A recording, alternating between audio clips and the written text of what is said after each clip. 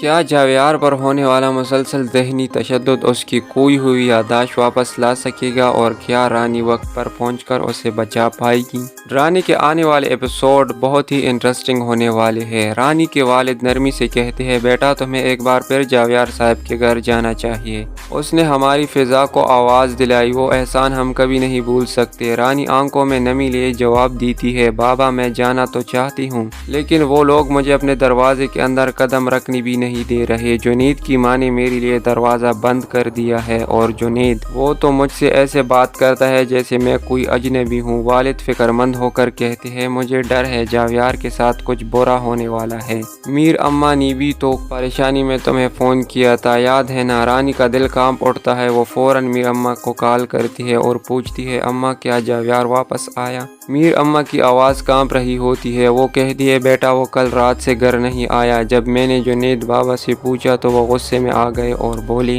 تم نوکر ہو اور نوکر ہی رہو، دوسروں کے معاملے میں نہ بولو، مجھے بہت ڈر لگ رہا ہے۔ ادھر جنید اپنا اصل چہرہ دکھا چکا ہے، اس نے ذہنی ہسپتال کے عملے کو پیسے دے کر اپنے ساتھ ملا لیا ہے کہ اسے ایسا ٹارچر دو کہ ہوش تو دور یادداشت بھی مٹ جائے۔ جاویار جو معصوم دل سے سمجھ رہا تھا کہ جنید اسے اس کے باپ سے ملانے لے جا رہا ہے، اب ایک اندھیرے کمرے میں زنجیروں میں جکڑا ہوا قید ہے۔ وہ روتی ہوئی جنید سے کہتا ہے، بھائی یہاں تو بابا نہیں ہے، مجھے یہاں سے نکالو۔ مگر جنید طنزیہ مسکراہٹ کے ساتھ کہتا ہے، تمہارے بابا مر چکے ہیں اور تم اب ہمیشہ کے لیے یہی رہو گے۔ جاویار کے ساتھ ایسا بہیمانہ سلوک کیا جاتا ہے کہ الفاظ کم پڑ جائے، اسے رسیوں سے باندھ کر جبراً بجلی کے جھٹکے دیے جاتے ہیں، چیخنے پر مجبور کیا جاتا ہے تاکہ اس کا ذہن مکمل طور پر ٹوٹ جائے۔ مگر کہتے ہیں نا، جب ظلم حد سے بڑھتا ہے تو حق خود چیخنے لگتا ہے۔